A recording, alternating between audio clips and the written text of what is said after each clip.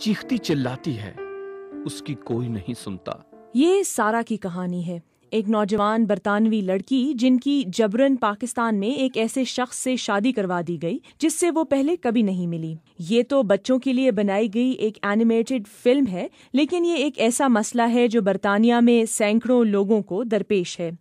میں 14 سال کی تھی جب میں ایک دن اسکول سے گھر آئی تو میری والدہ نے مجھے ایک شخص کی تصویر دکھائی جس کے ساتھ میرا رشتہ پکا کیا گیا تھا۔ جب میں نے انکار کیا تو میرے گھر والوں نے مجھے اسکول سے نکال دیا اور میں ایک طرح سے اپنے ہی گھر میں قید ہو گئی، اور جب تک میں نے شادی کے لیے ہاں نہیں کر دی مجھے آزاد نہیں کیا گیا، لیکن میں 16 سال کی عمر میں گھر سے بھاگ گئی۔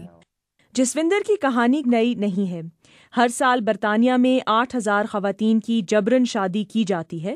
2008 میں لیبر حکومت نے اس کی روک تھام کے لیے چند اقدامات تو اٹھائے تھے، لیکن اس کو جرم قرار نہیں دیا گیا۔ اب برطانوی حکومت نے جبراً شادی کروانے کو فوجداری جرم قرار دینے کا فیصلہ کیا ہے۔ برطانیہ کے شہر بلیک برن کے رہائشیوں کا کہنا ہے کہ اس میں ثقافتی اقدار کا بھی بہت عمل دخل ہے۔ ان کا کہنا ہے کہ وہ نئی نسل کا حصہ ہیں اور جبری شادی کے خلاف ہیں۔ یہ ایک بہت بڑا مسئلہ ہے۔ جبری شادی کسی بھی طرح قابل قبول نہیں ہے۔ یہ ایک ثقافتی مسئلہ ہے۔ کچھ لوگ چاہتے ہیں کہ ان کے بچوں کی خاندان ہی میں شادیاں ہوں۔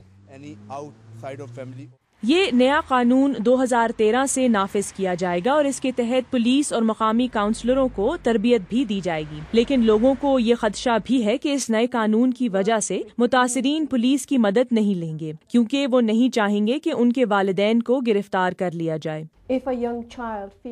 اگر متاثرین کو یہ خدشہ ہوگا کہ ان کے آواز اٹھانے کی وجہ سے خاندانی وقار کو ٹھیس پہنچے گی تو وہ کبھی بھی آواز نہیں اٹھائیں گے۔